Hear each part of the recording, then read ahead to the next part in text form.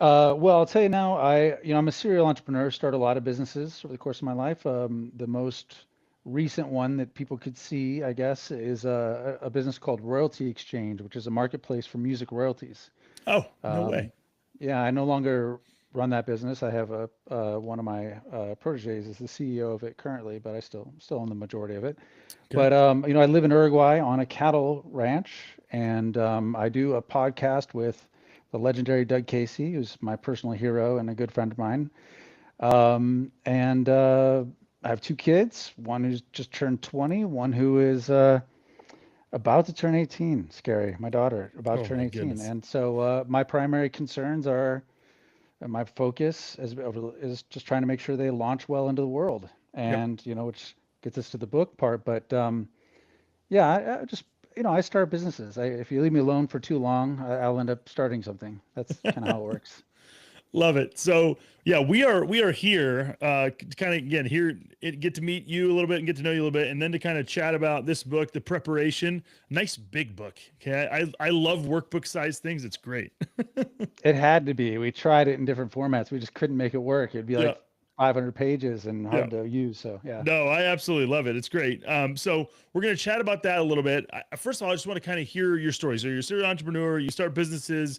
You had this other business, and now you're living on a cattle ranch. Are is it a working ranch? Are you guys producing steer and stuff? Yeah, Or we've yeah, yep. we've got like a little over 300 head of cattle, and Okay.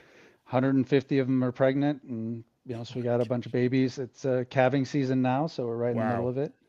Yeah, it's all regenerative, Yep. so we're trying to make it work. And this is our, we started in 2022, so this is what we're getting to full scale with the property we have at this Yeah. point. So finally, we're getting really close to. We'll probably handle a little more, but yeah, it's an interesting business because I'm used to businesses that move really fast. Yeah. Where you iterate really quickly. This is Sure. like a annual iteration. Yeah. So it's like, you get to wallow in your mistakes for a year Yeah. before you can really correct them. But it's great. It's beautiful. We're surrounded by life, Yep. with all the animals here, and I mean it's a beautiful place, and we love it. Very Great. happy. That's awesome. And well, I mean, I want to chat a little bit about Uruguay in a little bit, but just kind of going back a little bit. So the music business, how in the world did you get into the music business? Well, it wasn't really, so I wasn't in the music business at all, but I knew people that were in the music business, Okay. and I learned one of my friends. I was traveling with him in Italy, and he's a producer and a manager, and managed some big acts that you would know for sure. Okay. And he was telling me that during the financial crisis, that basically some artists were really needed access to capital, and so were Hmm. selling rights to their music, Wow. essentially these royalty streams, for prices that were unbelievable to me. When I look at what's available on the market, where you could get that kind of a yield, I mean, there was nothing close to it. Yeah. And so I thought so that kind of piqued my interest at first. I'm like, well, how can I get some of those? Like, how does that work? And so it started there, really just trying to understand how these assets work. And they're very like esoteric Yeah. and confusing. But so it started there, and then I learned that there are kind of two groups that I really don't like. I really don't like people involved in music, the music business. I Oh, like artists, yep. okay? Do not like the lawyers. Yeah. And I don't like finance people Okay. generally. Yep. I know there are some exceptions to this, This but is just most demonstrating that you're a good human being, but continue. Yeah. both of these groups kind of have the same problem. They Yeah. both view the world as a fixed pie. Yep. In order for them to win, you have to lose. Correct. Yep. And so I thought that if we could sort of disintermediate them, Hmm. essentially making it so the artists could liquidate portions of the royalties as much as they wanted. Yeah. Not necessarily they have the whole catalog or all the rights, but they have Sure. a lot more control over it, and not have to go through these gatekeepers in the music business. Yeah. And that you could make it so the general public essentially could buy these things. Yeah. Then that felt like it felt good to me, honestly. I liked the idea of that, of, opposing those two groups that I generally don't get along well with. So So that you was really kind the of, reason for it. yeah, so you kind of played intermediary between those two worlds. Exactly. Yeah. Yeah. Yeah. And so we had to invent a lot of weird stuff, even the way because everyone thinks of music as totally unique, Yeah. right? I mean, like, how do you value music? Yeah. Well, so we had to invent like the methodology for valuing it, and it's pretty Yeah. simple. It's a financial analysis, looking at the length, using the Lindy effect, Yep. right? The Yep. longer something's around, the more likely it's going to be around. It has a Sure. big impact.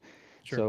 So a couple key things like that we had to invent along the way to make it work. But yeah, the business is, it's not like a gigantic blockbuster success, but it produces plenty of free cash flow, and it's Yep. working. It's making customers happy, so we like it.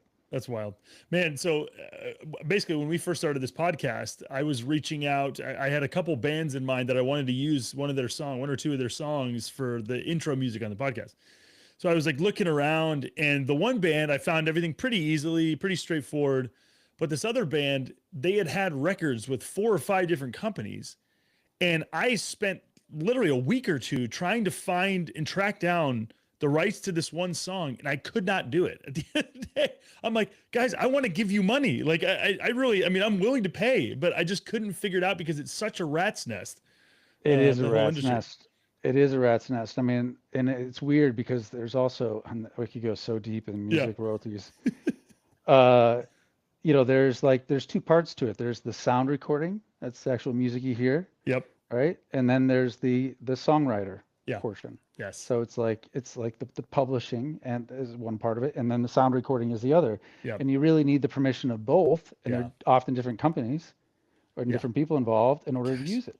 Yeah. It's horrible. Yeah, I'll share this real quick. So we're going to chat about Bitcoin later. But there's a website that it's called Wave Lake. Are you familiar with this? Have you heard of this? No. So basically Wave Lake, it's trying to disintermediate the music, basically the music world. And so what you can do, Yeah. actually can't see it here, but what you can do, I guess I'll try this. You can upload music directly to here. On the back end, you can set up music splits. So like if you've got your music people, your writing team, you can set up splits. And then as people can stream you Bitcoin in real time as you're listening. So Yeah. for as long as you're listening to it, you can get paid out, and you're getting paid in real time versus having to wait a month or 2 or 3, whatever, for the music to clear. And so it's cool to think about what could happen eventually. For independent artists, that Yes. stuff is great. Yes, But if they're exactly. tied up in the label network, I mean, Exactly. no Yeah. So chance. that's I was just had this conversation with somebody the other day, and he was asking all the same questions. He's like, so what would it look like for like Taylor Swift to bring her catalog? And so we were like talking through what that would look like. And in her case, it actually probably would be easier because she owns her own catalog. She But does for well. Yeah, she owns a version of her catalog. Yeah, exactly. Yeah, Yeah. yeah. Exactly. And so, but for others, and so that's what we were talking about. Is like as a forward-facing thing, it can actually be really interesting. It would still, wouldn't necessarily provide the same benefit to people who've already have catalogs that are owned by other people and all that kind of stuff. Well, that's Yeah. fascinating. I would love to do another call where we kind of talk Music about business. that and how you got interested in that. So, but in terms of this book, which again, guys, go get this book. It's a great copy, or it's a really interesting book. You can get the hardcover copy for $100, $99, which some people I've watched the comments or on the reviews, and then people were like balking at that. I don't balk at that at all. As somebody who's published 2 books right behind me, and then have a 3rd kid's book on the way, like the cost of publishing in America and doing things right is just going to be more than it is. And so it's just a way to kind Yeah, of and raise. let me say about the Yeah. $100 version. Yeah. It's full color. Yeah. And there was an attempt on my part to try and make it as beautiful as possible. Yeah. So because, I imagine like, I'm a father, and I Yeah. want my son to read it. Yep. And now, luckily, my son, if I say, "Hey, I think this is really important," Yeah. he usually, will like give it a reasonable look. Yep. But like I know it's not that way with all parents, and Yeah. so it's designed as lure. Yep. Like if when the young man holds a book, he will know he hasn't held a book like that before, and Yeah. he starts flipping through it. Yep. Maybe it just brings him into it a little bit. Maybe he Yep. just reads the preface, reads my son's story, and then it starts to bring him in. So that was the reason for that. but of course it's offered on, Kindle for a lot cheaper, and Yeah, there's the paperback version. But exactly. yeah, Well, and again, I think one of the you mentioned the scarcity mindset. Like one of the problems that you have with finance people and in the music world is like they can tend to look at this like, just split everything down into money and how much value can I extract from these yeah, artists for my own benefit, and one of the things that I've just been working on for reasons that we can get into later, but I've just been thinking, just looking at rather than just looking at how much money can I make, looking at like how much value can I add, and so this book purports to be something that can replace a college education to basically help you be a productive, ethical, just hardworking man out in the world, and if it lives up to that then $100 is a joke of a price. And so based on, I mean, some of the reviews that you have, I actually found you out of nowhere. It was an ad on Twitter that featured a quote from Tom Woods. Been a listener to Tom Woods and a Tom Woods appreciator for a very long time. And Tom Woods said something to the effect of the quote was, I have the degrees from all the places that people would want to get degrees from, and I would trade it all to do what they do in this, what they talk about doing in this book. And so that kind of floored me from coming from somebody like Tom Woods. But again, I think that just makes all the sense in the world. And so again, if there's a hardcover version, you want to invest in that. And this is how I kind of think about it would be, I bought the paperback version. And if this ends up being something, because I've got younger kids, who are just reaching teenage years, if this is something that we end up doing and it ends up being a meaningful part of their life, I'll go get the hardback cover and come find you in Uruguay and come get you to sign it, and and then I'll be happy to do it. So kind of tell me. I mean, you mentioned on the interview. I've watched a few different interviews with you, with people asking about the genesis of the book. But for those who haven't seen those, kind of how did this thing come about? yeah. Well, it's been a long time coming. Doug Casey, like I said, my personal hero and good Yep. friend of mine. Uh, Probably 12 years ago, plus or minus one, Yeah. I was visiting him in Aspen. I lived in Denver at the time, and All I'd right. go up Okay. during the summer. And he'd always be there in the summer, and we'd spend some time together. And we were driving to lunch one day, and he said, Matt, I've been wanting to write this book for a long time, called The Renaissance Man. And, I'm like, okay, well, tell me more about it. And, Doug can be very, sometimes sometimes he can expand deeply and for a long time on a particular topic, and other times he just is very vague. And he said, well, the three most important verbs in virtually every language are be, do, and have, and I want the book to be about that. Mm, And I was like, okay, what do you mean? And he said, I'm not really sure. And mm, and it kind of ended there for that day. But mm, he'd bring it up every couple of years with me and say, yeah, I really want to do this book. Really want to do this book. And it took me a long time to figure out what he meant by be, do, have, which I'll explain because it's very important. And but it really wasn't until my son was approaching 18 and I could see in him the anxiety he mm, had about his future and what he was going to do. And this was also in the COVID era, so like things were more screwy.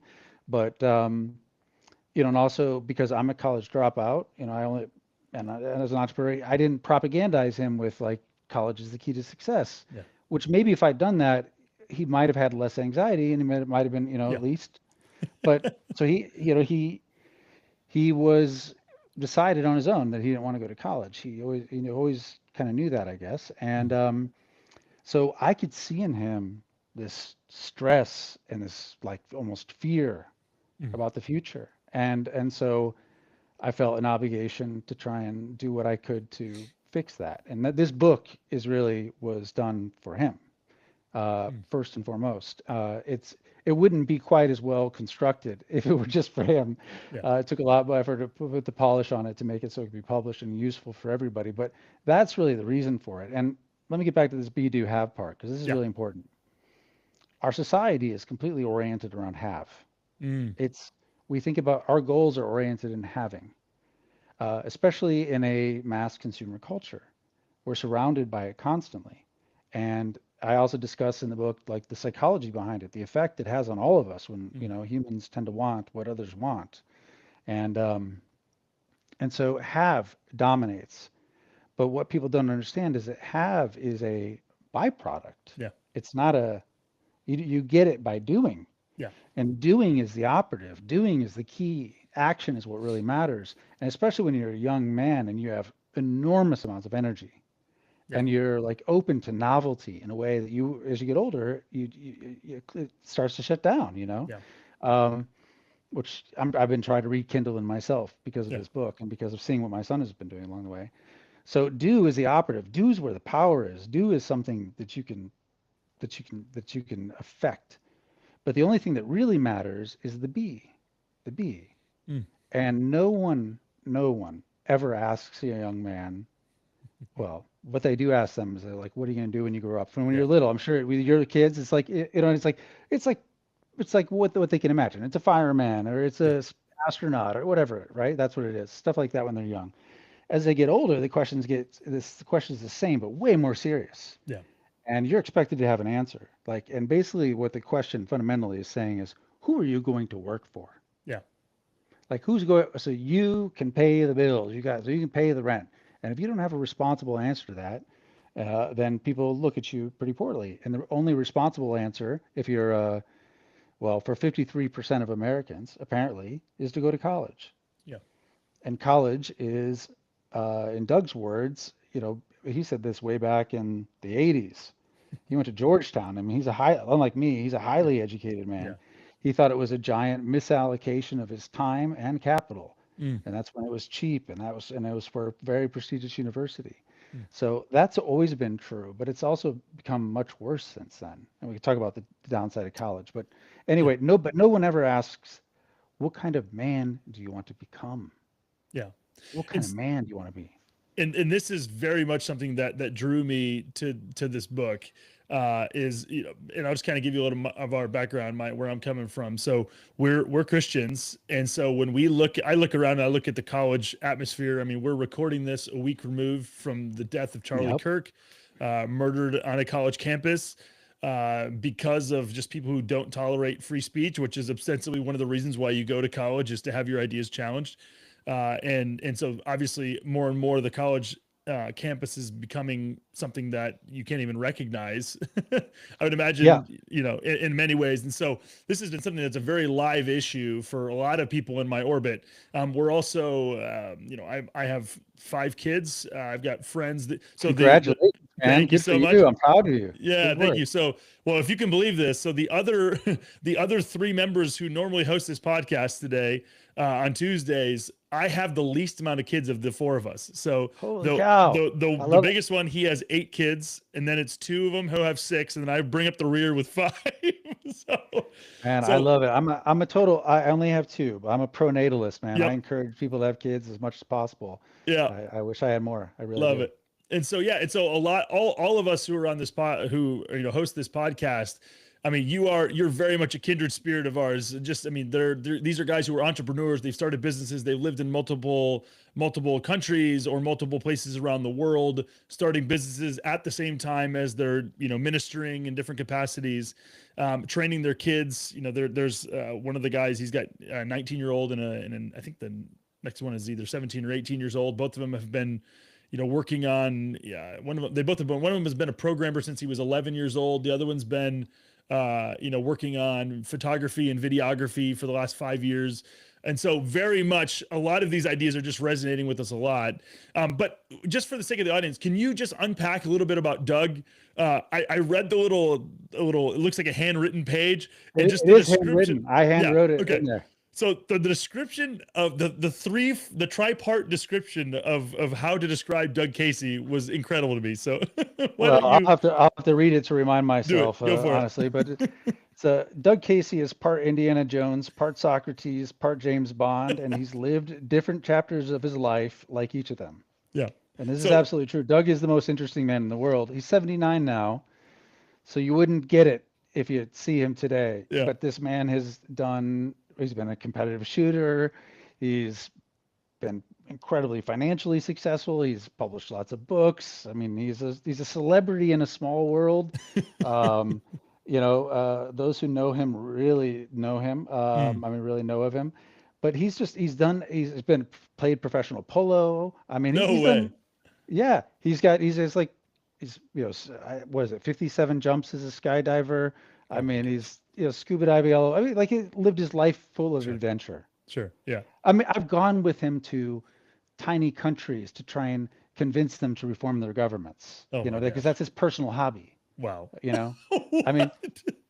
yeah. That's incredible. So how did you guys meet? Where did this initiate? Well, I was a fan of his. I was a reader of his. Okay. Um, He wrote a and book in just for the audience. He wrote a book called Crisis Investing that became like a bestseller. He's written a it bunch of was a other books he since then. Yeah, it was like on the bestseller list for, half the year in Yeah. like 1980. It was a huge, huge bestseller. Um, but let's see. I was a reader of his newsletters in the 2000s, and he accurately predicted the financial crisis. I sold my business, and my daughter was 2 weeks old at the time, and this was 2007. It was October of 2007, and I'm Wow. thinking, I'm a believer the financial crisis is coming.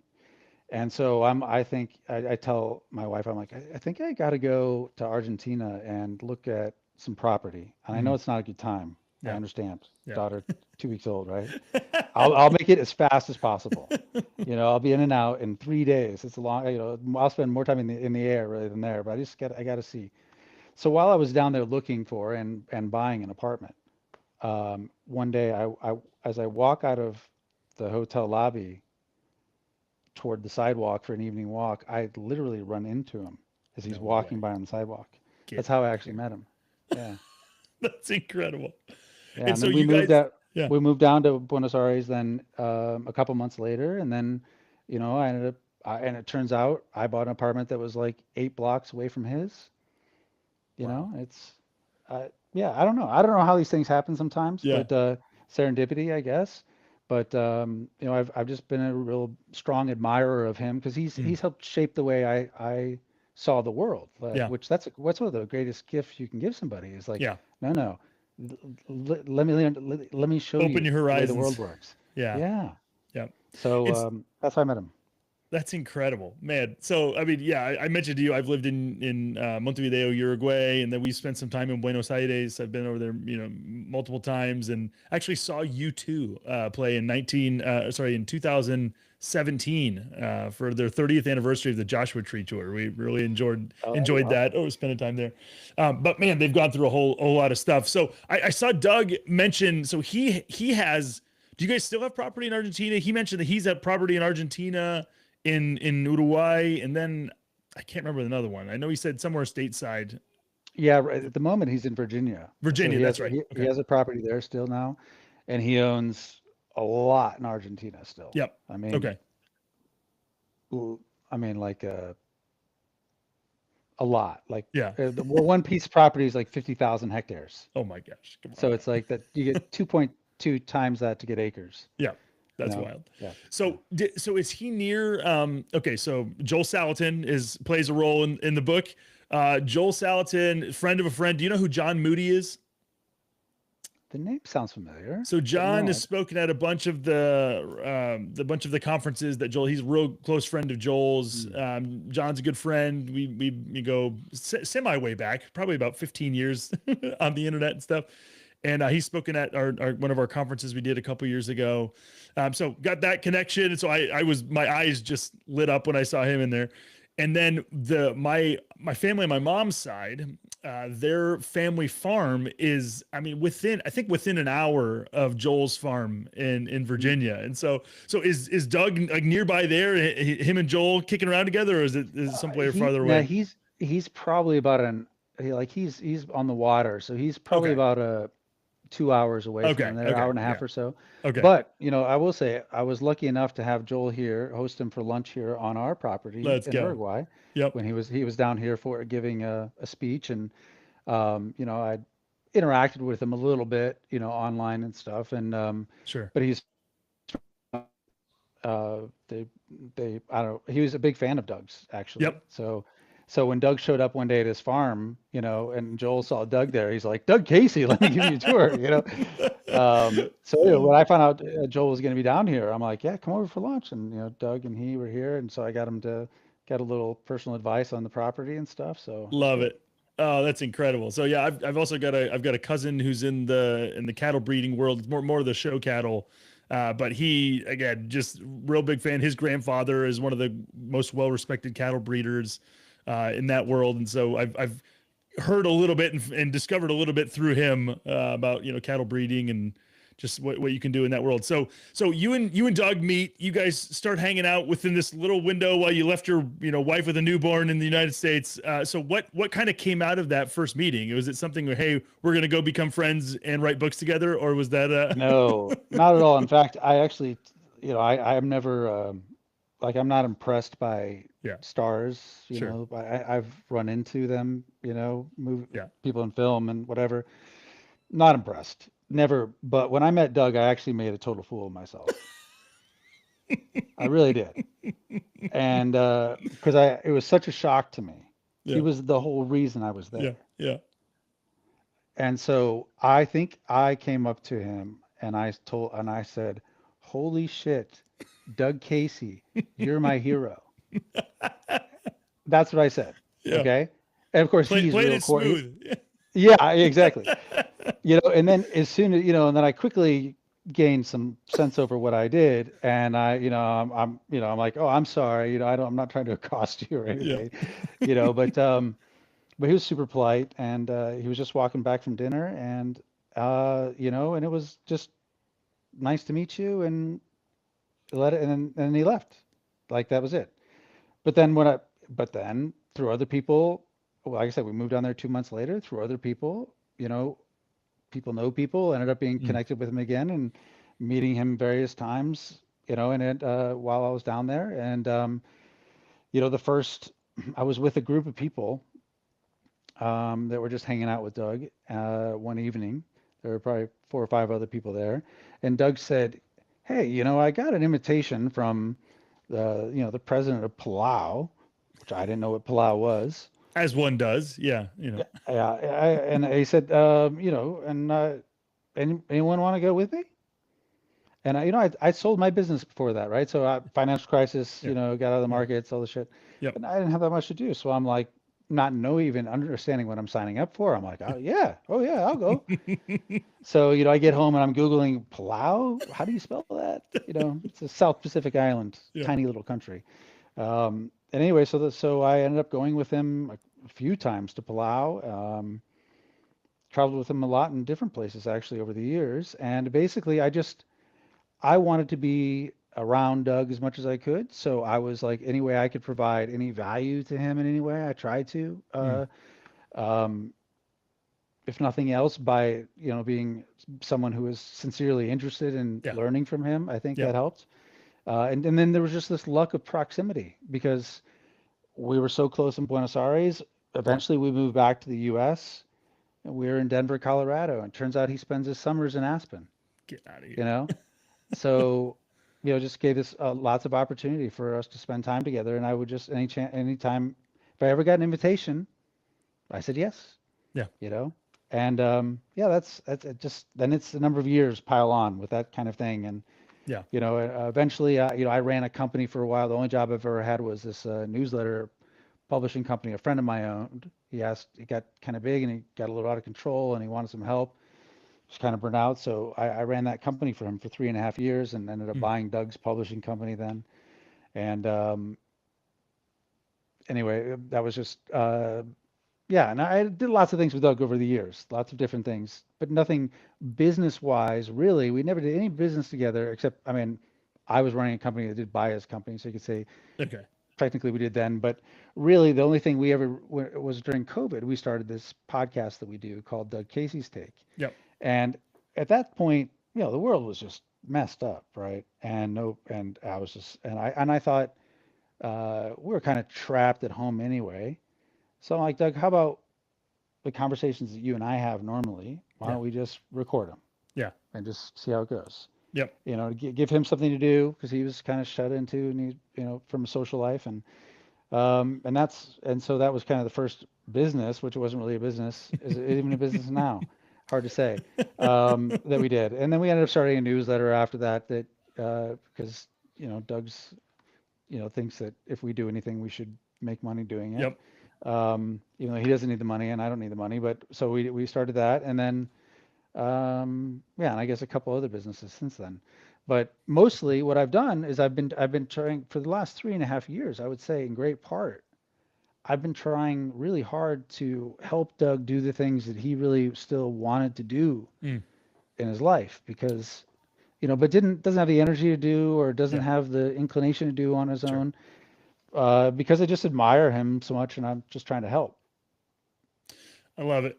Yeah, I mean, you talk in the book about mentorship, and I mean, it seems like really that's kind of what you found in him accidentally stumbling down on the street in Buenos Aires. I Yeah, mean well, that, yeah, I actually even considered him my mentor before I met him yeah, because he changed the yeah, way I thought, yeah, So, yep, and a lot of people consider Doug a mentor of theirs, honestly. yeah, That's just the kind of guy he is. But yeah, but our relationship evolved into something different that I describe differently about mentor relationships in the book, mm, which is how mentorship relationships really, in practice, really do work effectively, mm, where it's a two-way street. yeah, It's not yep, just me learning from Socrates, yep, like it's something where, I I'm additive. I try yeah. to be additive. Yeah, and this is, man, it's such a great point. This is something that I've spoken about in relation to churches. So a lot of times you'll have churches where it'll be a young person church, or it'll be like or it'll be a family church, and it's pretty much almost exclusively families, or pretty much exclusively young people. And really, what you miss out on is the health and the like, really the beauty that comes when you have intergenerational groups of people, because you have the, in a lot of cases, you have the younger people who have all of this energy and all of this passion, but they don't have the wisdom of experience and they're just wisdom of the years, just through, even if you're just made horrible decisions, you can still learn from that. And then the middle-aged people, or the families, they had passion, now they have kids, and they're sitting here like, man, is this how it's going to be forever? They're making it work. Exactly. They're making it work, but they can be sitting there like, is this how it's going to be forever? And so then to have older people who can help them see the light at the end of the tunnel is really vital. And then if you have older people, they have all of these, I mean, just, yeah, all these stories, all these experiences that they can, then share. They can share with the younger generations, and they can encourage the families who are, just like, hey, this isn't going to last forever.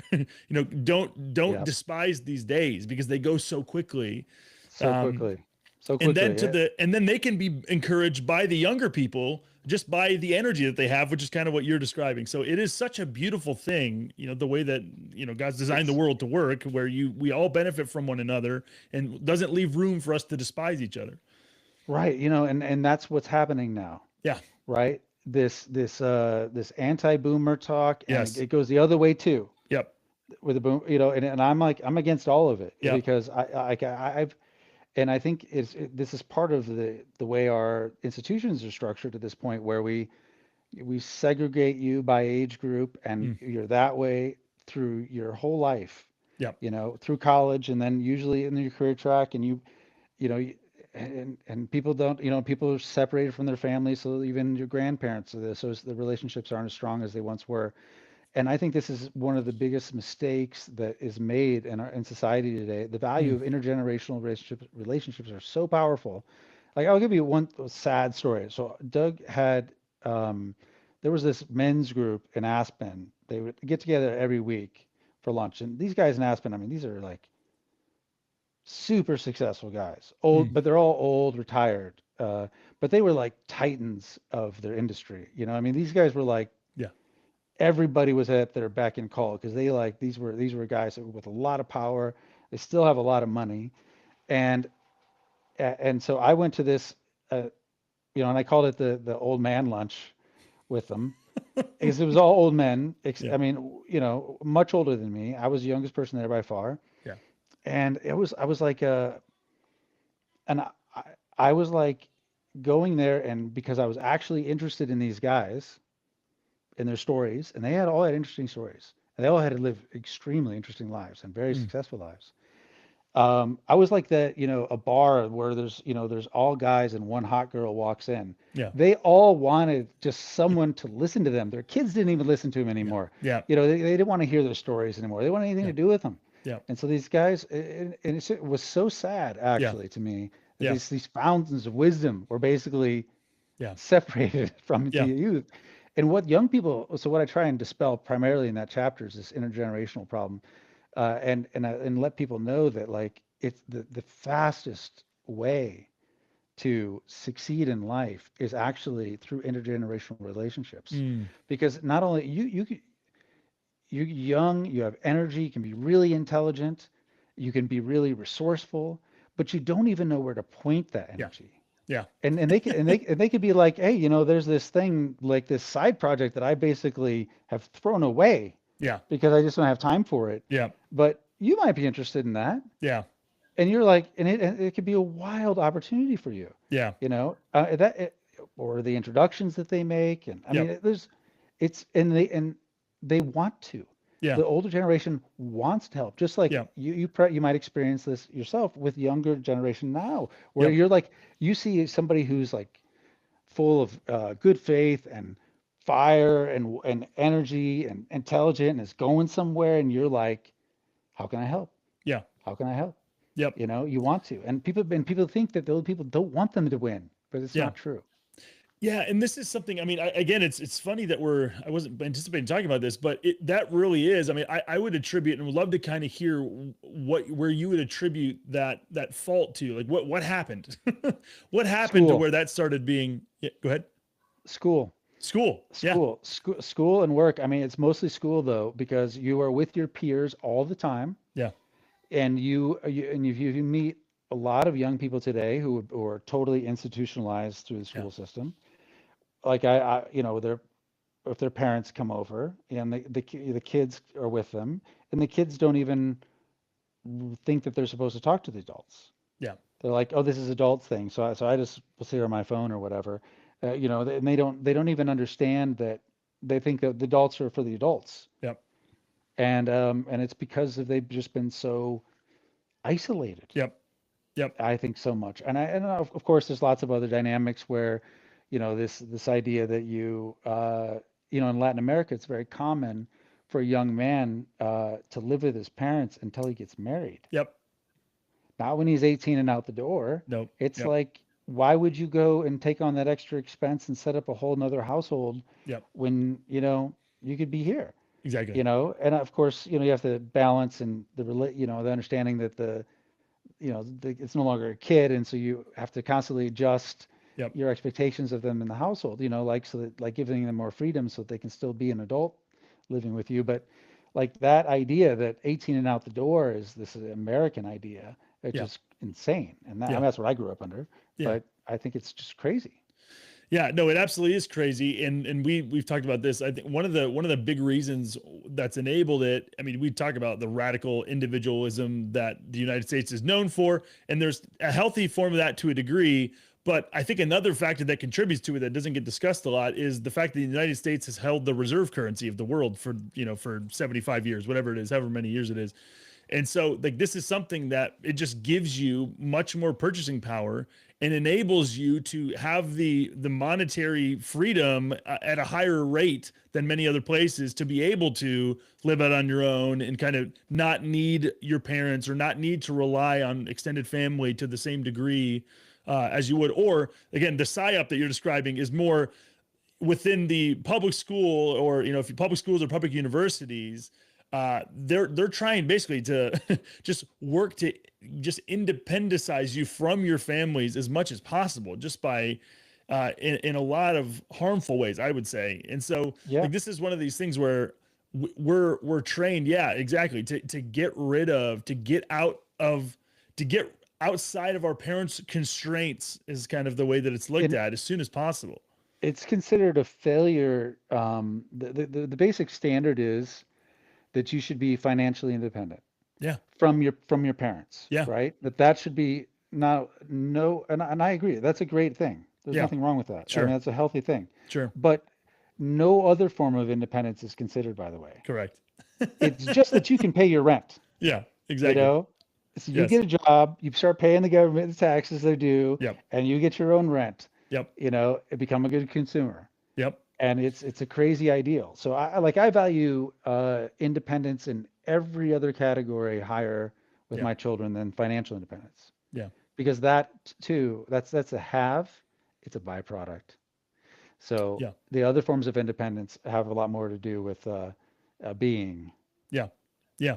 And this really is, I mean, I just was so encouraged by that aspect of things, just of focusing on being, because it is such a temptation, especially in where you have an atmosphere of heightened inflation and heightened currency devaluation, where you get on this hamster wheel where you're just trying to make enough money to get by, or trying to maintain your standard of life, monetarily speaking or economically speaking.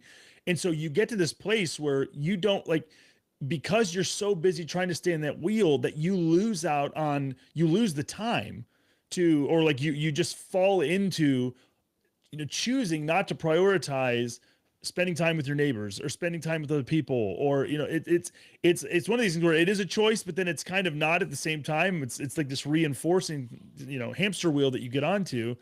And I just think, again, just thinking about it and looking at the societal consequences over the course of decades, over the course of, years, really the big winner with all of these things is governments and government, educational institutions.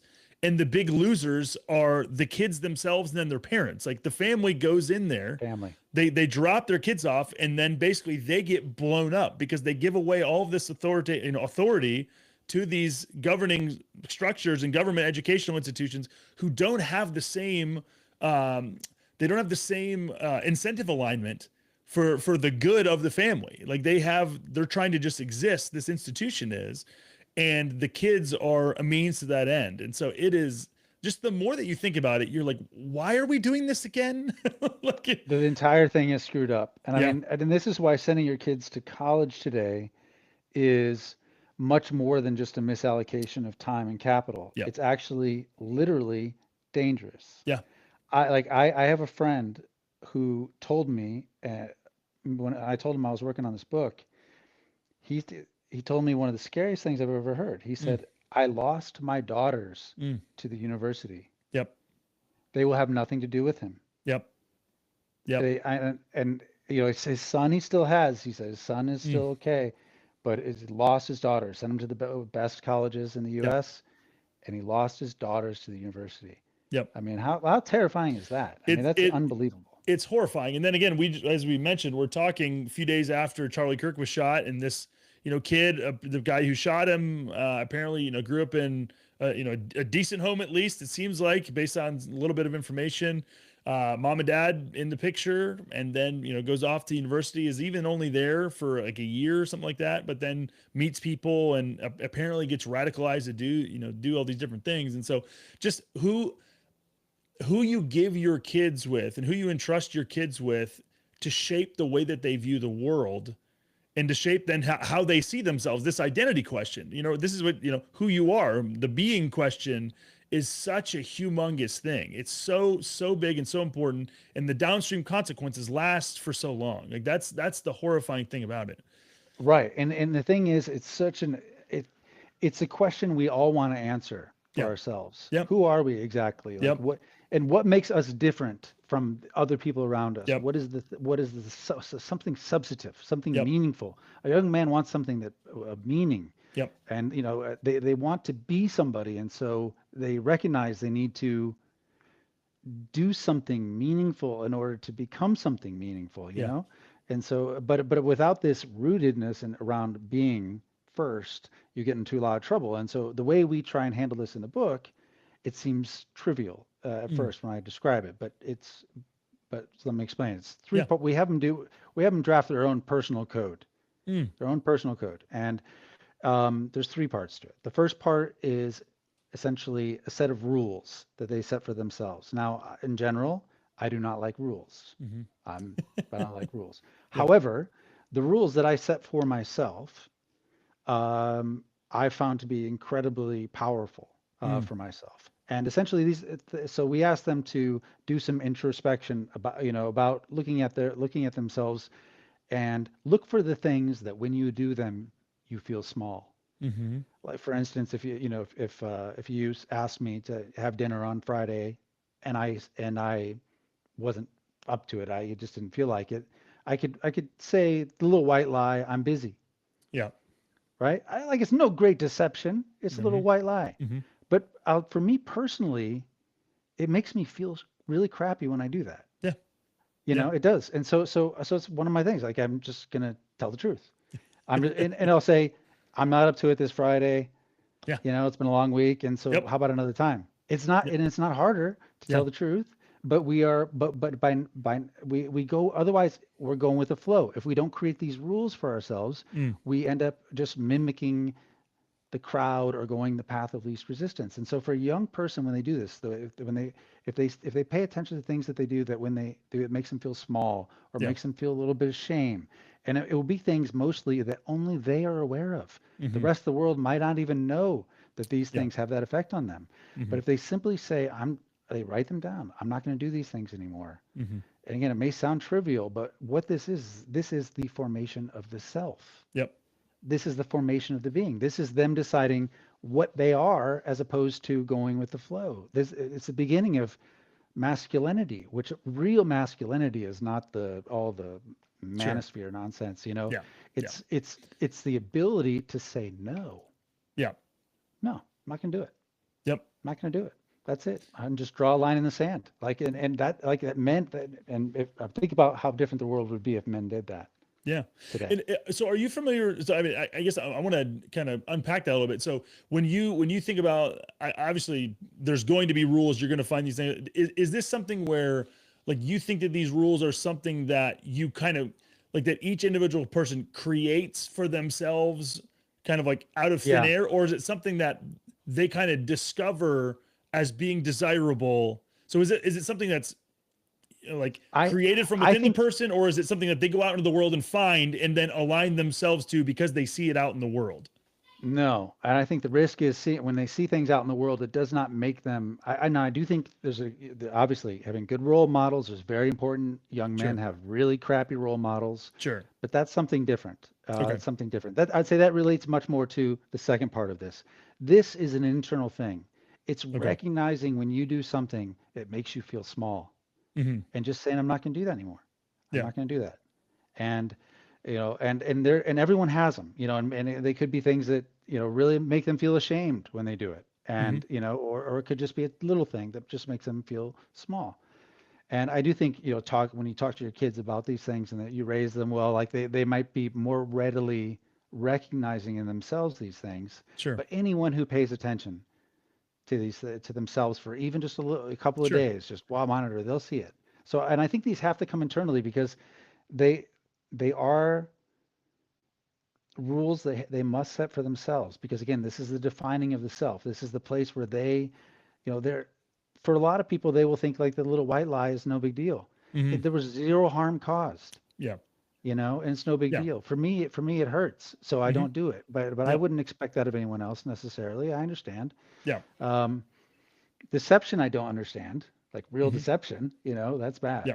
But uh, but anyway, so that's step one. Now step two is we share with them a set of virtues, ancient virtues, the virtues Hmm. that basically were rediscovered in a period of time we call the Renaissance era. These Hmm. ancient Greek and Roman virtues, Hmm. and they have to do with things like courage, things like dignity. Hmm. You know, there's a whole bunch of them. We list about 15 of them in there, and we ask them just read through those, and if there are any of those that call to you, like Sure. just note them. Just whichever ones stand out to you is like, that sounds cool. Like I like that. I like, I'd like to be courageous, and I'd like to Yeah. be disciplined, and I like to, whichever ones, and they'll appeal differently to different people. Yep. But just pick the ones that appeal to you and write those down. And these are things unlike the rules. Rules are binary. You succeed or you fail, Hmm. But virtues are like a life's long aspiration. Like muscles. They're like Yes, muscles that you can strengthen over time. Yeah. I could always be more courageous. Yeah. I could always, I could always, I could always conduct myself with more dignity. Yeah. I could be a better, I could always be more hospitable. I Mm. mean, like so there's things to aspire to, uh, and so now this person has, they're beginning to form this idea of the man they want to become, Hmm. and it's something that's good role models help, but they need something higher, like something beyond that, even, to make them like climb the ladder toward it, Yep. just like to be drawn toward it. And so the third part finally is accomplishments, Hmm. do what you do. And Hmm. this book is 80% what exactly to do. Hmm. So, we've been talking about a lot of different things this whole Yep. time, but almost the entire book is devoted to doing. Yep. And so, and for young people, if you're thinking about your typical American, for instance, they'll be looking at the world and saying, okay, my choices, I'm 18 years old, I can join the military, I can go to trade school, or I can go to college, or I guess I can get a dead-end job and maybe work my way up to, shift manager at McDonald's, you know. Nothing wrong with those things, Yeah. but these are the choices. That's all. They don't know the world. They don't even have no idea what's possible. Yep. And so what we attempt to do is lay out a very specific, here's a totally different idea, exactly what to do over the same period that it would take you to get a college education. And along Yep. the way, you're going to experience a hero's journey, Yeah. a true rite of passage. Yep. And you're going to get a better education academically than you would in college. Yeah. Because, by the way, most of these things, MIT offers all their classes for free online. Yep. I mean, there's a whole bunch of them that do. Yale has a whole bunch of them online that you could take for free. So these things are all available, and we tell Yep. them exactly which classes to take, Sure. and we tell them which books to read. And then there's just like in college, you have your core and you have electives. Yep. Take these for sure, and here's a whole bunch of others like that. Pursue your curiosity Yep. along the way. So, yeah, the book's mostly about doing because for a young man, that's where their power comes from. Yep. They develop a set of accomplishments that my son, after 2 years, he went from this child who Yeah. was anxious and uncertain, no very little self-esteem probably, Yeah. to in all ways but one, I would say a man. Yeah. I mean, he doesn't have children yet. Yep. That's like the final step, I Yep. think.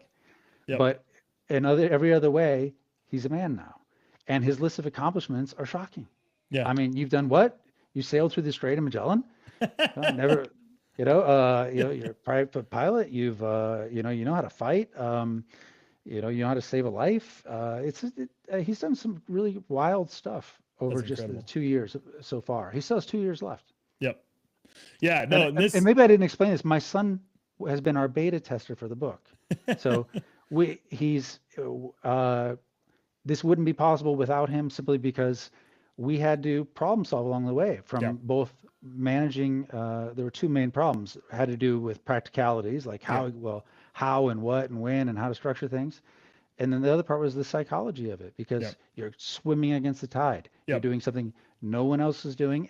Yeah. And to most people, they'll be like, Yeah. what is going on? Yep. Yep. You know? Yeah. No. I just love I mean, just the element of just like looking at the world and just not being afraid. Like one of the most repeated commands all throughout the Bible is do not be afraid. It's the thing that is most repeated because there's so many bad things that happen when you act out of fear. Like either for yourself, like you make dumb decisions, you do things you shouldn't do, you don't do things that you should do. It's one of these things. And so I mean, just basically there's a number of places where people are commended for not being afraid.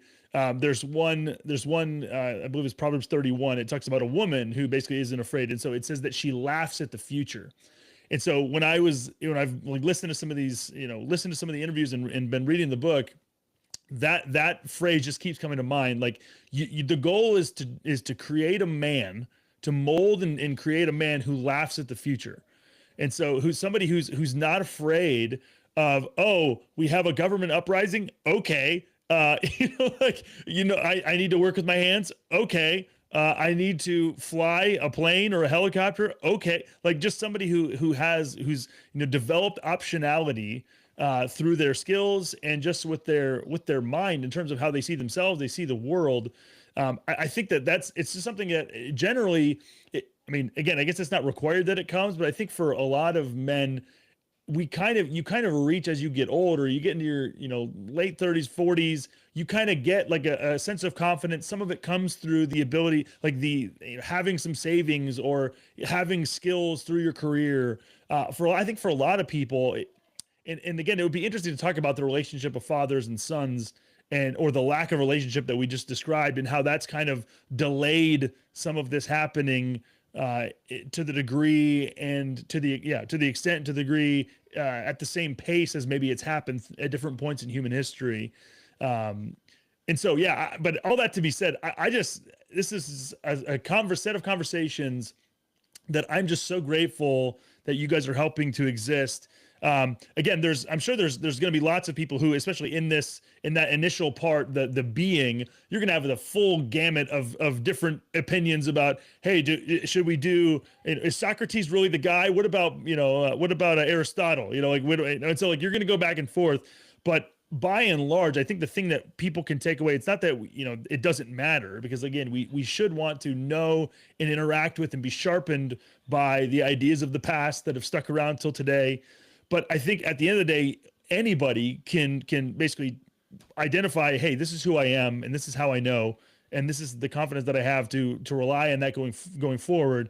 And then with that confidence, can take the doing aspect of this and the different skills and can benefit from that, even if there's disagreements on that first part. So let's get into that. I would love to hear, kind of here. So I just want to, for the sake of the audience, you've got, basically you kind of break this into 16 cycles. You take basically this whole program can take place, that is designed to take place over a course of 4 years through 16 cycles, 4 cycles per year. Kind of unpack some of that for us. What does this look like? Yeah. So fundamentally, we're competing with college. It was the idea. Although I have to say, I have heard from many people of all ages, a lot of people that have finished college recently and realize it didn't go as they expected and go, I'm gonna do this. Or literally 3 people in their 70s have reached out to me and said, I'm doing this. Yeah. Retired people, like I'm gonna do maybe not the whole thing, but I'm gonna do some of this. I'm gonna do some of this stuff. My first instinct when I read this was like, I want to go do this with my son. Like, this sounds so awesome. A lot of it, yeah, and and that's one of the tough things. A good friend of mine said the same thing, and I'm like, you got to be careful about that. This is their hero's journey. You can't be there. They need it. Some of this they have to walk alone. Agreed. Yeah. But there are some parts of it that maybe possibly like the Shelter Institute, learn to design and build a home. But you got to be careful with that. But I do think, these are all things that I saw that I would want to do as a 50-year-old man too. Yep. These are skills that I wish that I had. I've got some of them, but I definitely don't have all of them. And they're all things that are economic. Well, okay, so let me get to the structure. Yeah. There's the cycles, 16 of them.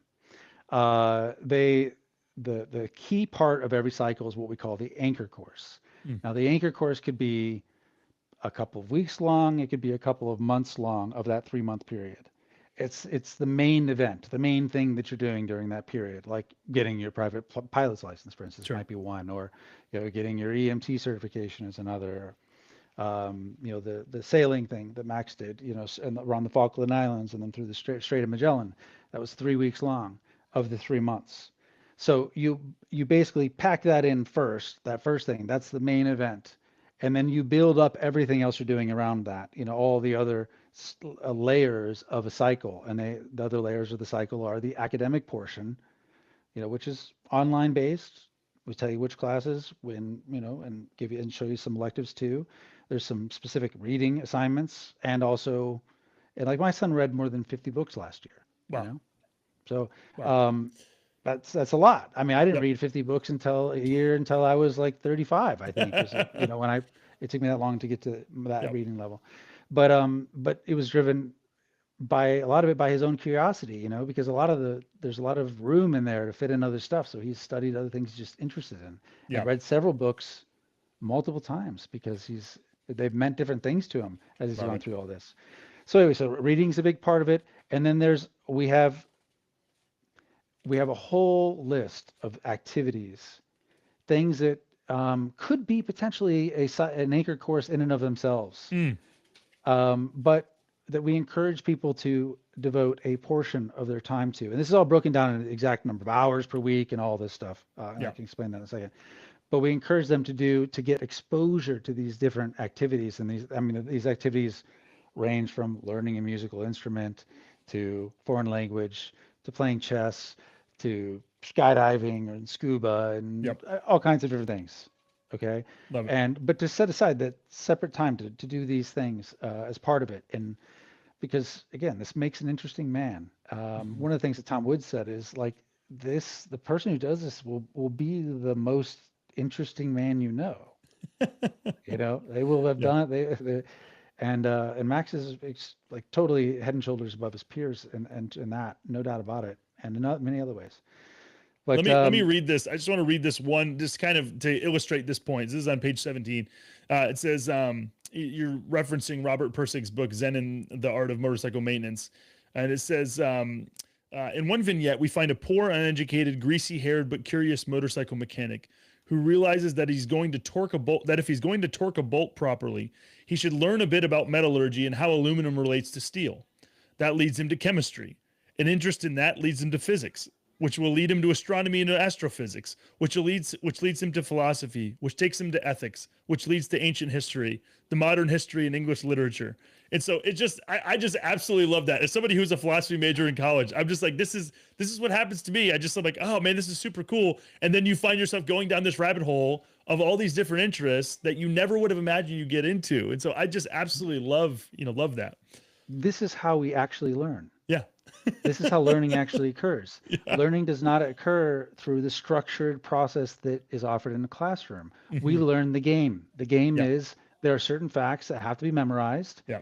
We don't really understand how we put them all together or how they relate to one another, but Mm. we memorize them and then we pass the test and then we Yep. move on to a new Yep. set of facts. Yep. And over time, hopefully, you begin to piece things together and understand how they connect. But like for me, I could say at 30 years old, my understanding of history was so poor. I couldn't like these events. I might know, yeah, this thing happened, but I couldn't tell you what century it occurred in. Yep. I mean, I didn't have the connective tissue, the lattice work to tie it together. Correct. And so what we attempt to do with this is for every cycle, we try as much as possible to make it so that the academic stuff that one is doing relates. So Mm. you're learning these abstract concepts you learned in college, but they relate to the thing, the anchor course, the thing you're actually doing in the real world at the same time. Because Love it. when it connects, these abstract principles make way more sense when Yep. you see them in practice. Yep. Okay, so I want to kind of just start, if you can, if you don't mind unpacking some of the different cycles. So like what I get, and you guys mentioned that these don't have to be done in any certain order, but there might be an order that might make more sense in order to, because the goal is that this thing is self-funded, is one of the goals. So Yeah. you basically said, on average, now again, we're going to have to adjust for inflation as this book is out for, as it Uh, exists for more years. So, More than but a you month mentioned, or yeah, exactly. So you mentioned right now, rough estimate college, at least 160 grand for a good college. You're looking at 40 grand a year. Your goal is basically for students to be able to walk away completing this whole 4-year program for about the cost of 1 year of school. Um, yeah, at a prestigious college. So at a I'd say if prestigious you took college. Yeah. now there because there are two cycles in here that are expensive. The Yeah. private pilot one. Private pilot. Now I actually recently found an alternative to this where you're doing where you can do it a lot cheaper because Okay. it's a different aircraft rating, but you Okay. get all the same benefit from it. You can do it in less time, Cool. so we'll in a future update we'll add that one and it'll Okay. save a lot of money. But that's an expensive one. I Yep. mean, So what you know what does that that cost? What does the private pilot's license cost? it depends on how many hours it actually takes you, but let's say Sure. $20,000 to $25,000. Okay.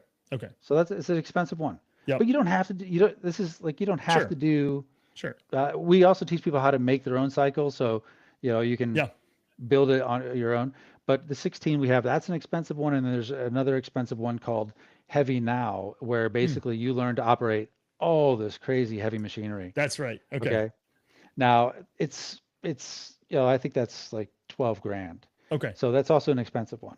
But you become certified to use this equipment. I mean, it's an economically valuable Sure. thing, and you can work from it.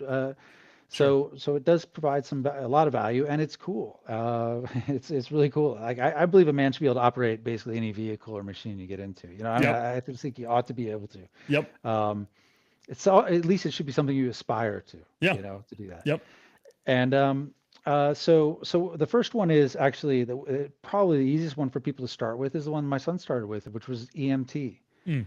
And I say that because it's not expensive. Mm. It's, you know, maybe $1,200 to $2,000. It can be done in as little as, I mean, he did it in, it actually took him, his was the first, we didn't have the cycle structure yet. It Yeah. took him 4 months to do it Okay. because he did this one where he did it half a day, twice a week. Okay. But you could do it more, they had ones that were more frequent than that. It was just Okay. half a day, twice a week. And during the rest of the time, you know, he like worked at Office Depot and delivered Sure. pizzas and would play his guitar and Yep. did Brazilian Jiu-Jitsu and all the other stuff at the same time. Yeah. Um, but it's easy to pay for something like that, you Yep. know, that's not a big deal. And now, what does an EMT qualify you to do? Really, for a job? I mean, not a great job. You can Yeah. work on an ambulance as like a minimum wage. It's not great income. Sure.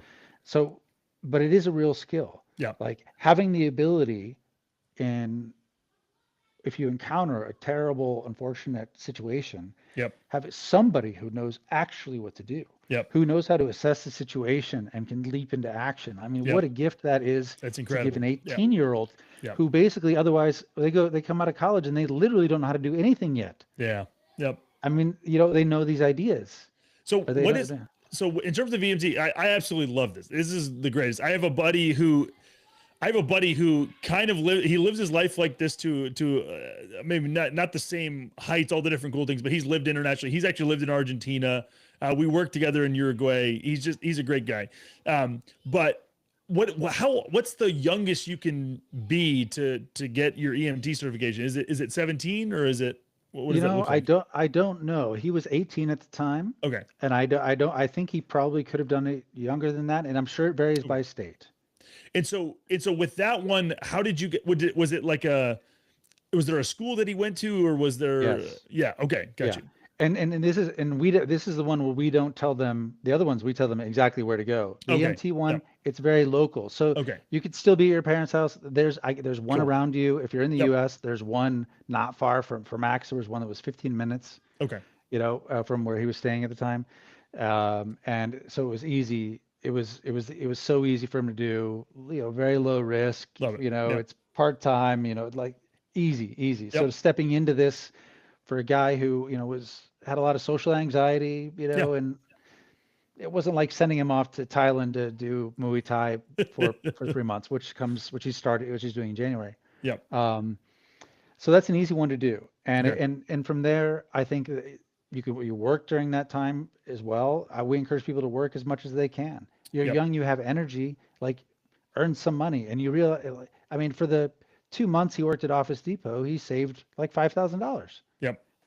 Let's go. That's enough to, if you don't have obligations, like Yep. if you don't have rent to pay Yep. because you're staying with family and friends, or Yep. Love you it. know, you make it at work. I mean, it's that can fuel the next thing. 100%. But it turns out for him, what actually happened is he got his EMT certificate, and because it was one other part of the cycles I did not mention, is there's an accountability, like a reflection piece of it, where we ask people to, what for Max, I said, just publish what you did this week, every week, just as a method to hold yourself accountable, you Yeah. know, and he started publishing it on Substack at first, and no one was paying attention, didn't matter, you know, Yeah. but he's writing it down every week, and it's just a bullet list at first, you know, and now he's actually become a good writer, and writes these long essays, and they're really interesting, and That's awesome.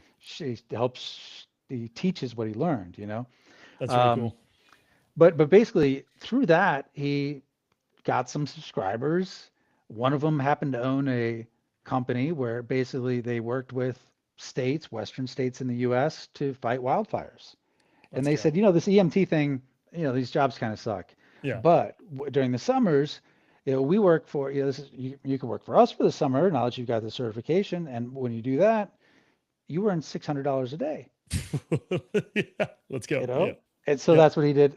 So in one of the cycles is a work cycle, because at some point along the way, you're going to find something you go, I want to pursue this a little further, to Yep. see more, but you don't want it to be a forever thing, but you want to go a little deeper on a topic, you know? Yeah. And so So he spent one summer fighting wildfires, and he earned quite a bit of money doing it. Yep. You have no expenses, Yep. all your food is paid for, everything, all that. And I mean, at that age, I was in the army, and I think that was my take-home pay for a month, I think. So, Yeah.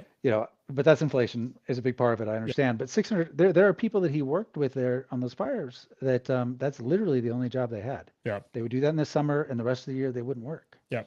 That's So, incredible. Yeah. Okay. so So EMT cycle number 1, cycle number yeah. 2. Well, it kind of depends Yeah. what you want to do, but we like this cowboy cycle. We think is a good one. Um, So this we is think this is flying to Uruguay to work with you. That's well, no, well, though my son went to actually a Wrangler school, which is not what is in here. But there's what we actually prescribe for people is there's this cowboy academy essentially, which you go to for 5 days, and they teach you all mostly working with horses, but a lot of okay. stuff around a farm, cowboy type stuff. Cool. It's fun. Yep. It's fun. And then after that, there's actually it's a horse and mule packing in Okay. Idaho, Yep. where basically you go and you learn. Basically, these guys take people on these long hunting trips, No right? But way. you learn in the school like how do you actually do it, working with the animals and all that. And you're like out and roughing it, and it's a little hard, for sure. It's challenging. So I say this is like a rite of passage, which young men Yep. need, and they cannot get elsewhere. I don't think, no matter even if we try and manufacture it for our kids, which I Yeah. did try and Yeah. manufacture it. Can't get it like you can get it here. Yep. So that's one. We definitely recommend like trying to do something on a regenerative farm like Joel Joel. Saladin. We Yep. like your odds of getting in are low, but you Yep. should apply Yep. because you'll learn a lot. But there are lots of other ones out there that are Yep. looking for help. They'll give you housing and food. You learn like where food comes from, how it really works, and you'll learn to work hard. And it's a good skill. For my son, we because we have a ranch, we apprenticed him to our gaucho. Yeah. So he was working for our gaucho, and he worked him pretty hard. He learned how to shoe horses, and use all the tractors and treat cattle and all of that stuff, and doing that. So that's what he did specifically. Then there's the flying, so the private pilot one.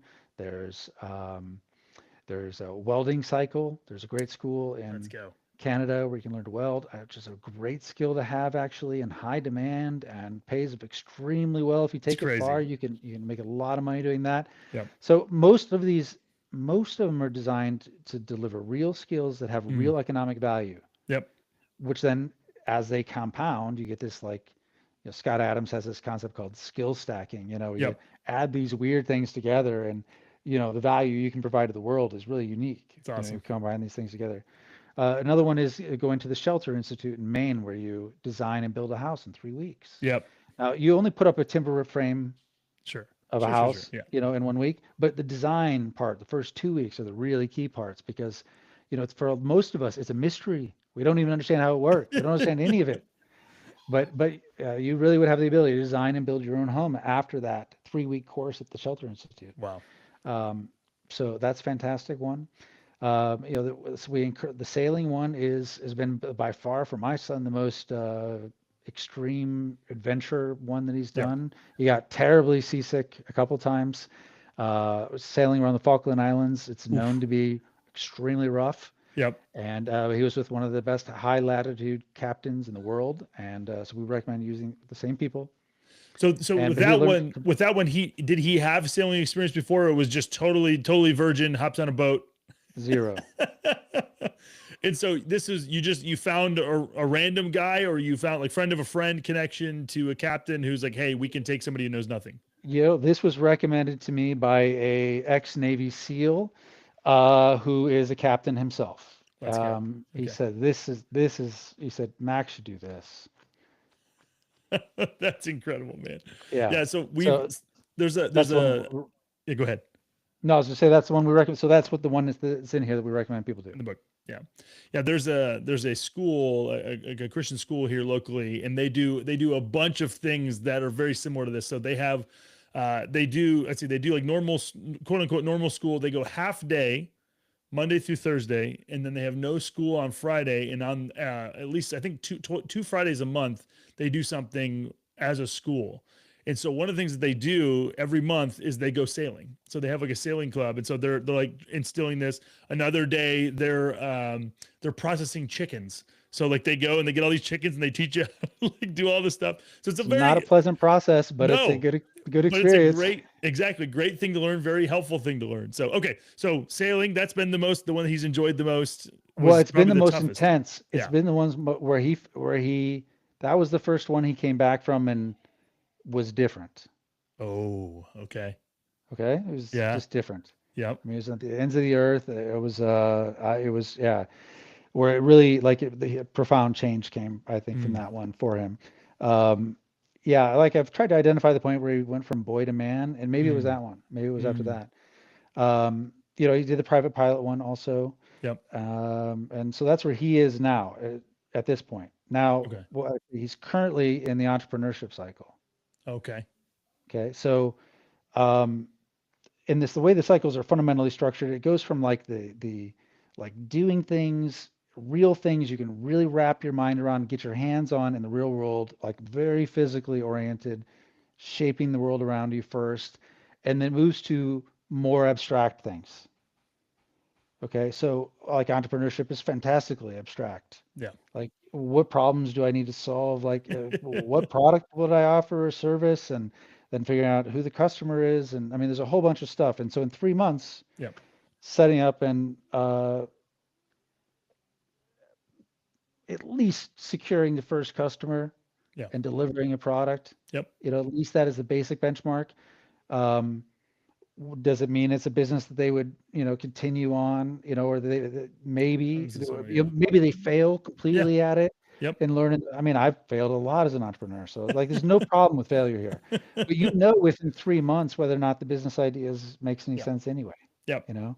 So he's entrepreneurship cycles now. After that, he's going to Thailand. He's going to study Muay Thai at one of the schools there for 3 months. Mm, Well, it'll be for about 2 months of the okay. cycle. He'll be doing that.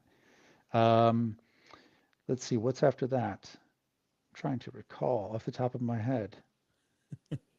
There's one about I'm so programming. oriented around my son and just what he's been doing. Yeah. Yeah, There's a so there's programming course. yes, so it gets into more abstract course. So we call it hacker. Yeah. That basically, I don't believe you hear people talking about vibe coding all the time now. Yeah. Yeah. The truth is that with the set of tools that are out there now, we just like we want people to be able to create thing in the physical world. We want Yeah. them, they need to be able to understand how the virtual creation process works. Correct. Building products that, because the thing is, if you don't understand how the world works at all, it always Yeah. feels like you always feel intimidated by it, Correct. and Yep. the way you approach the world is different. So we call it a hacker. It's not a hacker at all, Yeah. but it's being able to hack together a product or something to. Sure. So we essentially we tell them where to go and what to do for that. And then one of the coolest ones out there is, I think, there's these things called Fab Labs. Mm. Have you ever heard of a Fab Is Lab before? is this like 3D printing stuff, or like what That's one that's element of it scratching the maybe? surface. Okay. Okay. So these all came out of MIT and they're all over the world now. You can Okay. look it up at fablabs.org. They're all over the place. They all have to be open to the public for at least a portion of the time. Okay. They all share all the information. They're all connected together. And essentially they have 9 machines there that allow you to digitally create virtually any product you can imagine, from circuit boards to furniture, Mm. Okay. with these 9 machines. That's super cool. It's super cool. And they are like, yeah. So the idea is that now this is not this you cannot do like large scale manufacturing, but this is all bespoke. It's all bespoke.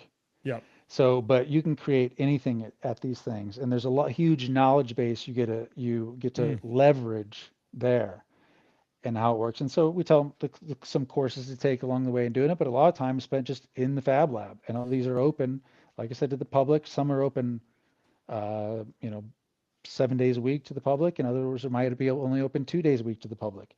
But essentially, you can go in there and and the idea is that you actually you figure out something you Sure. want to make, Sure. and you learn to use the 9 machines there, and then you actually create your own product. And so the Fab Labs, when you say courses, so you're saying the Fab Labs themselves offer courses for people who are interested to learn different No, things. there are courses in the software that you use, Okay. essentially like the CAD software, things like Sure. that you Okay. use to use the different machines. Got you. And Okay. it's all available for free also. Got it. I mean, but when you show up and you still have questions about it, like you don't understand people, there are people that can help you. Yeah. Actually, these things are like connected to all the other ones. So if there's someone working in another fab lab somewhere else in a different part of the world and you go, hey, I don't have a problem with the machine. How do I make this work? Like they're And there. they can help out. Okay. So yeah. So, but the idea is, yeah, to be able to use these things because I mean, like I want a fab lab in my barn. Okay. Yeah. That's what I want. That's Yep. because then you can make anything you need, Yep. Yeah. anything. It's Boom. incredible. So yeah. So I think that's all 16. I think we've probably covered, I don't think we've missed any. Yeah. There was, oh man, I can't remember one of the latter ones. Yeah. So, I mean, so you said your son's done about half. He's pumped. He's pumped about continuing on. Are there any more that or any ones that he's kind of intimidated by at this point? Like he's not looking forward to him as much, or That's a good question. I will say there's a lot of them that he hasn't looked forward to, yeah, you know, yeah, because all of them sound, like the EMT for his first one, yeah, he really with that one he was like he had no interest, sure, why yeah, like it's yeah, also I mean it's part of human nature where like the less we know about something, yeah, the less interested we are in it. correct. Yep, And then once you start to see it, you go, oh, actually, this is like, look at it like this. Look how yep, cool, look what you can do with it. And but he trusted me enough to basically just go, just show up, just do your best and yeah, see how it goes. And then he started to really build real confidence in doing that cool. and returned to real skill. So yeah, but I haven't asked him if there's any of them that he's really intimidated by. I know he's really looking forward to the Muay Thai one. Yeah, yep. You know, So he's he's been been doing doing, Brazilian Jiu-Jitsu for a number of years. yeah, and well, throughout this period, he did a little bit before Okay, when we were still in Denver. He did some, and then he's done it throughout because in most places you go, you can there's a find there's a something. gym around, Yep, that you can go to, and it's also a different community. They're very welcoming typically, and yep, it's a good BJJ overall. I think is like the best default because yep. just because the community is gonna and there's enough of them around Yeah, now. It's popular enough, but he's also done some kickboxing along the way. But cool. this camp is much more intense. Like Yeah, it's very serious. So he's looking forward to that. cool. I'm vaguely remembering from one of the other interviews you said like one of the latter stages is kind of like it's doing that skill stacking. Like you're stacking some of the things you've learned. So it's like taking one of the skills that you've learned and building a business off of that. And then I can't remember. There was you mentioned something about drones. There was something where you thought, Well, that's what my son's business is actually oh, that okay, he's doing. okay, Yeah, cool. yeah. So yeah, His entrepreneurship business is basically trying to do precision drone agriculture. okay. Oh, that's Yeah. incredible. Okay. So So I don't know. So what does that look like? Or is he, I don't know if this is like proprietary. I don't want No, to. Okay. no, it's not. I mean, well, basically you can use the drones to map the land Yep. and through this multispectral analysis, Sure. and it can tell you basically the amount of the amount of food essentially is in a certain area. So if like we rotate our animals here, Okay. there's a lot of, Yep. and so you can see exactly, if we're overgrazing or undergrazing, Yep. Yeah. better that way. You Sure. could also see if there's nitrogen issues, Okay. so you can understand basically the health of the pastures in general.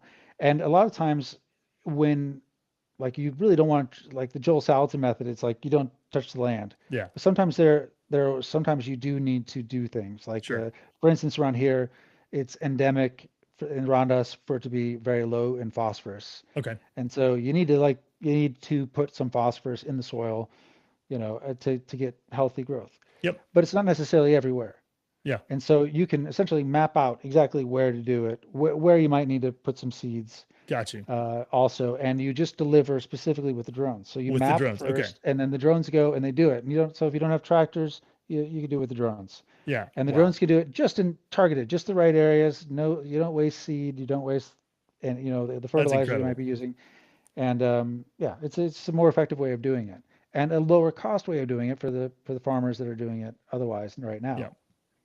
That's incredible. Yeah. So what are just real quick, one of the, basically we host two versions of this podcast. One of them has that's me and one of my best friends, and then two guys who are real good friends of ours as well. And then on Thursdays it's me and my real good friend, and then two other guys. And so one of the other two guys owns a drone company. And so there's part of me, I'm like, oh man, it'd be cool to connect, him and Maxim. And he's like basically a proprietary drone software company. People buy their software and then use it with DJI drones. And so yeah, it'd be super interesting to see what that could look like. Yeah, I'm learning as he's going. Like I've always had Yeah. like camera drones. I mean, I've got my, I don't know if you can see it in the camera, but I've got a drone there. Okay. I love drones. Yep. They're good, they're useful. But I didn't even realize that there were drones that like did what these drones do. Yeah. This giant drone that carries the seed and Yep. fertilizer. I mean, it's massive. Yep. And it's cool. And the software, what you can do with the software is amazing. And you add that AI element to it and the kind of the predictive ability of it. Exactly. It gets interesting. And so I think it could be we live in the middle of an agricultural area here on our ranch in Uruguay. So as far as businesses, if you're going to be here, and I wanted them to be here over Christmas and stuff, so I was strongly encouraging. Yeah. Let's do something you can do here. I'm still, I like my son being around, even though he's got to do his thing. Yep. So this is what he came up with for what could work, and I actually think it could be a gigantic business here. Yeah. Actually. Yeah. No, it makes a lot of sense to me. So with this, one of the things you mentioned in one of these other interviews was you said this plan is specifically for a guy. Like this is kind of laid out with the guy in mind. I would love to hear kind of what's your philosophy and thinking on that front. And you've mentioned potentially doing this, creating a girl oriented version of this. Would love to hear kind of your thoughts on that. Well, there's two parts. I think a lot of the specific cycles are just as applicable to a woman as a man. I don't think there's any difference in that whatsoever. Sure. There are a few changes I would make. Sure. That I think things would be just drive more curiosity among a woman. And I say so I'm right now, my daughter is right now the same age exactly that Max was when he started. Yep. So I have a new problem. Right? That I want to. You have a new book to write. It's great. Or at least be able to speak. So to figure it out for her is just as important to me as it was for Max. So it's really the first part of the book that I think is most different. Yep, that makes sense. Yep. Because we're calling like a man wants to become something. And a woman, like the amazing thing about women is they already are something. Yeah. Now they like we in its purest form, you could say that we describing here how a young man can become powerful in control of themselves and in their ability to shape the world. Now a young woman has, just because biologically, an unreasonable amount of power that is dangerous to them in a way. And so helping them exercise that power to its fullest potential, and to where, because like there isn't a hero's journey for a woman. There is not that same. It's that it same doesn't look the same. It doesn't work. It's a different fundamental drive. That woman still goes through this experience to become a woman in full. But it's not the same. It's not the same exactly. So this book is written to talk to a young man in a way that a young man would get and say and connect with right away. And that part has to be different for a woman. And I just can't tell you how refreshing it is to hear this, because again, this is one of these things where one of the heavily subsidized governmentally lies is that basically men and women are exactly the same in every possible way. We don't need to change anything. You don't need to even think about writing an alternate intro. Matt, how dare you sexist pig? Like have this. I got some of those comments, definitely. And so, but again, it's just like we have thousands of years of recorded human history. And even just, if you just, again, use your brain and think about just even the physical, biological differences, like there are real differences that are designed to be complementary and that are designed to foster human flourishing for, throughout the ages. And so it doesn't do anybody any good to pretend in the name of political correctness that that men and women are exactly the same. They're just not, and there's been all kinds of studies that have, borne this out. When you give, I think it's in some of the Nordic countries, that's one of the Jordan Peterson's famous illustrations, where he's like, you give maximum choice, you let anybody do what they want, and they just self-select to these different things, in terms of the choice is to be a caretaker roles, 100%, yeah, 100%. And so again, to act like we're gonna put 50% of women and 50% of men in every single thing, and then we're all gonna be happy. It's like, no, that's not how this works. And so just even your project articulated, I feel like you're gonna, especially from our audience, we have tons of people who, who are gonna appreciate that, just and appreciate what's called. I've got a buddy who has coined this term called. He basically calls them reality respecters. So people I'm gonna have a total reality respecter. Exactly. It's like we're not out here trying to be reality revolutionaries, okay? Where it's like, oh, we're gonna go fix everything out in the world to make it the way that we think it should be. It's like more of we go out into the world. We're as scientists, like, what do we observe? And we observe these differences. And so we want to respect reality. And we want to, again, not necessarily conform in the worst way, but we want to align ourselves much like a sail.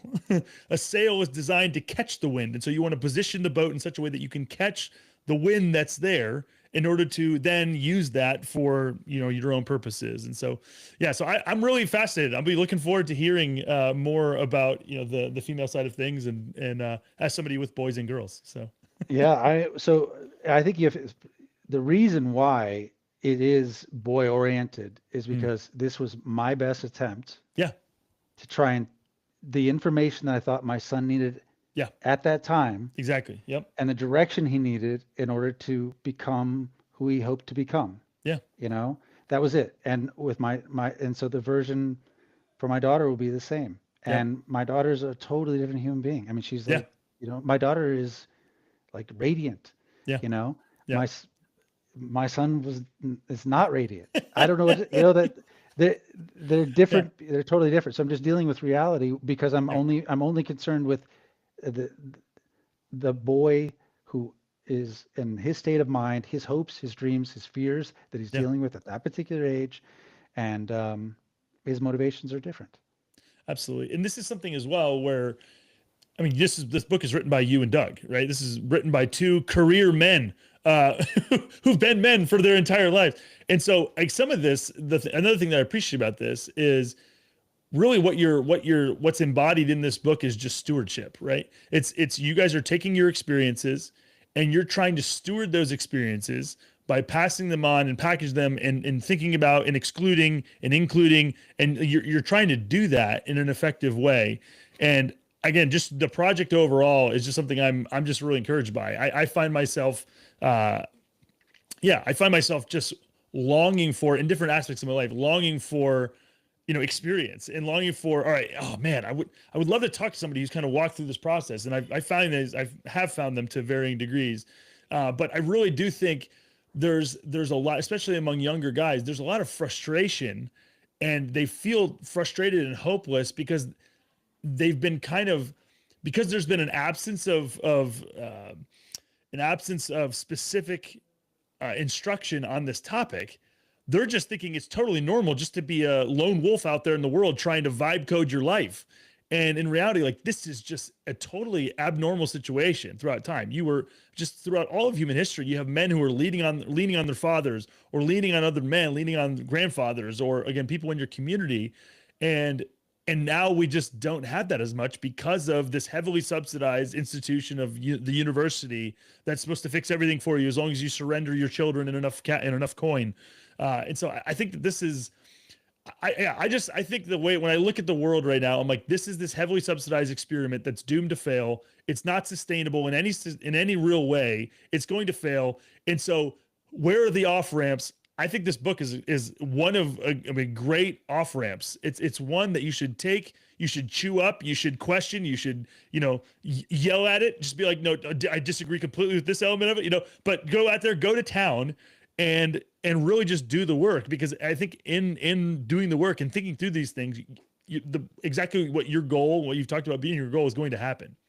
You're going to find out things about yourself. You're going to discover things about the world and about all these things, and you're going to be a better person for it coming out the other end. You'll be the man you want to be. Yeah. Which is what matters. Yeah. Amen. Yeah. Yeah, I think so. And I mean, for us, Doug and I, this is what we would both do today if we could. So that's the key. For us, it was like thinking about it, knowing what we know and what we've done, and also knowing the way the world is today. Which is very different. And I think, the college situation is way worse. We talked about lots of reasons already, but the whole other reason is the AI thing. And there are, do you know the biggest, most common business or major in the US is business administration? Really? That's the most common major. And that is the easiest one to sort of scrub from existence that I can imagine by AI. It won't exist. And so these these poor kids who are in college and are thinking they're doing the right thing the entire time because they're doing what they've been told and they're taking on debt, are going to come out and they're going to have real job problems. And we're already starting to see it. It's horrifying to think about. One of the things that, again, the principle you articulate, it makes me think about. So there's this principle, there's this passage in the Old Testament in the Bible. It's from 1 Chronicles 12. It talks about these men. It says, from the tribe of Issachar, there were 200 leaders of the tribe with their relatives. These were men of understanding who understood the times. They understood what Israel should do. And so what you have this description of this family, this like crowd of people who uniquely understood. They looked around. It wasn't just that they had general skill, like they had abilities, but then they looked around and they knew, they understood, had a better understanding of the broad time in which they're in. So like wisdom is this, it's skill combined with timing. There's some people who've talked about the idea that being early is indistinguishable from being wrong. And so it's one of these things where you have to have wisdom, and you need to be able to apply it at the right time, or else you can be doomed. If you plant seeds in winter, it's gonna be catastrophic. And so this idea seems really just right on key to me. It seems very valuable just to be, it's not enough to have vague general ideas about what would be good. It's also like taking those ideas and then looking and figuring out, what time is it? Is this the time? Again, is this the time to store up seeds? Is this a time where you're thinking about it as an investor, right? There's times where the best thing you could have done in the years leading up to 2008 was maybe, own homes and then sell once you start to see things getting hot. So you've got capital on hand when everything crashes, and then you can come around and pick up the pieces for pennies on the dollar. Like it's, and so, yeah, I really appreciate your time and just your expertise and experiences, and would love for this to be, the first of a number of conversations, whether they're on the podcast or not. So I'm going to find you, and then I'll chase you down and tell you, oh, my hero, and see if we can't make things happen. So well, it's been fun talking to you, man. It's been really good. So I really enjoyed the conversation. I think it's been great. And yeah, the one last thing I'll say about the book is that, Doug and I, in our podcast, we basically just talk about problems all the time. Yep.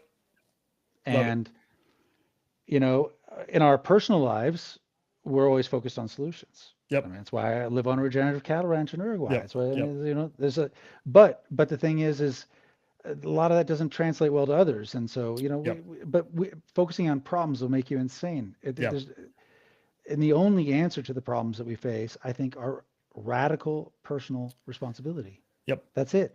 Yep. And so we're trying to, for the people that will shape the future, we're trying to sort of pass that to them as much as we can. Yep. And you guys talk about this at the beginning. You say like this book and this process isn't for everybody. Like you guys are trying to just put your hands up right off the bat and say, hey, we're not saying this is a one size fits all solution. But yeah, it really is. We live in a world where it's easier than ever to just outsource any hard things or responsibility. You farm it out to the government, you farm it out to the state, you farm it out to, to the school, you farm it out to other people. I've have friends who've started businesses doing just things you can't even believe and making ungodly amounts of money just because they're willing to do banal things that that wealthy people Right. don't want to do. Right? It's just Yeah. crazy. Yeah. Yeah, no doubt. And I mean, this is one of the great things about our economy. I know we're going long, but one of the great things No, about we're our good. economy is, through specialization, Yep. it has created all kinds of abundance. Yep. Now, and I think it's really healthy in that way, Yep. and that specialization does have a real powerful impact. But I think it is really bad for the individual. Exactly. Agreed. It Yep. really strips a person of their core when literally you can operate as an economic unit in the world Yep. with no understanding of the world around you. Yep. Just the thing that you do that generates the income, and then it's Uber Eats, and then it's Yep. Amazon shows up, Yep. and You're just a you know cog. That's basically it's like yes, I yep. mean, and it's dehumanizing, Yep. and A hundred, 100%. Yeah. Yeah. I do think that it's something that then you factor in the AI stuff and it's just even more like just the idea of Elon Musk saying, oh, we're going to get rid of work. It's just like, it's a totally insufficient understanding of what it means to be human that you would try to just get rid of work rather than, looking at work as, this is something that was designed to be something that is part of our identity. It's not an all-encompassing thing where if you lose it, then you're crushed as a human. Like, but it is this very important way. And from a Christian standpoint, I look at this like, your work is one way that you are able to love and serve your neighbor. Like this is a big part of, this is where I can take my skills, my time, my mind, and I can package that in a way that then allows me to actually provide for your needs in a meaningful way and in a way that not just meets you as a meat suit, your physical needs, but I can also present it to you in a way that demonstrates that I care for you, and that I'm invested in your good. That's in a way that's beyond just your physical good. It's also your mental and emotional. And so I think that it's real easy for businesses and for governments to focus on the things that they can denominate. They can like count up the countable things, countable success, KPIs. They can do all these things. And yet I think I agree with what you're saying, where there's a lot of, if we're not careful, and I think we have failed, we're like leaving the non-easily countable things. We're not putting enough emphasis on how important they are. We're not really understanding how important they really are, and that's leading to some of the breakdowns of trust that result in things like we are seeing in the news in terms of politics and all these kind of things. and I think it leads to also this loss of where people feel like nihilistic about Yeah, life exactly. Yep. because they recognize I'm an economic unit. Yep. I work, I get money, but there is no fruit from my labor. Exactly. Yep. Yep. And 100%. so it's terrible. And so the work won't go away. Well, hopefully work produces fruit. Yep. Amen. Man, well, hey, Matt, really appreciate you. Are you going to some people come back and do conferences and stuff like that. Are you going to be back in the States anytime in the future here?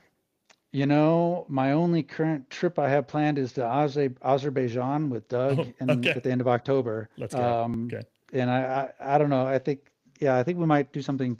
We might, spend some. Yeah, we don't have any plan to be in the U.S. Okay. anytime soon, but that could change. Yeah, We're flexible. sure. We'll see what happens. Keep me in the loop. Would love to hang out. I'm trying to get down to Uruguay. So there's a Bitcoin. We didn't even talk about Bitcoin. This is what a horrible Bitcoin podcast. But no, it's been great.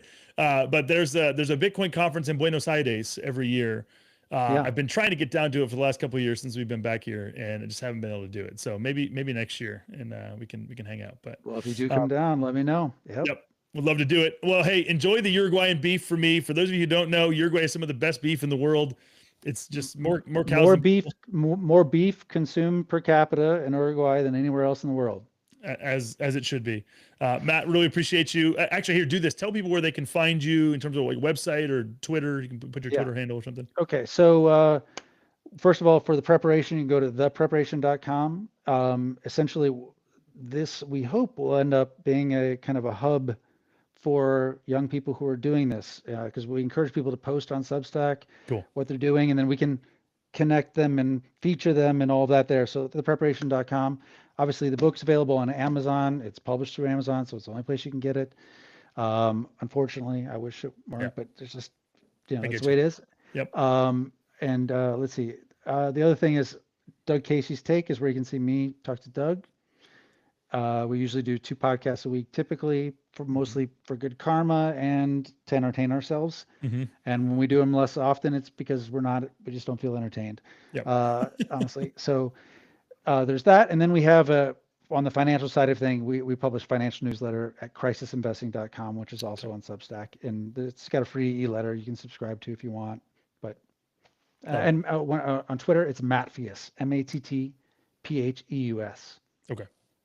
Matt, really appreciate you, and we'd love to have you back at some point. Maybe we can get Doug on here and chat with him too. Hear some of his James Bond stories. That'd be great. Yeah. The thing is, he's so humble. He won't even. He can't brag about himself. You can't. Well, that's great. We'll appreciate that. All right. Awesome. Thanks a lot, Jordan. Appreciate it.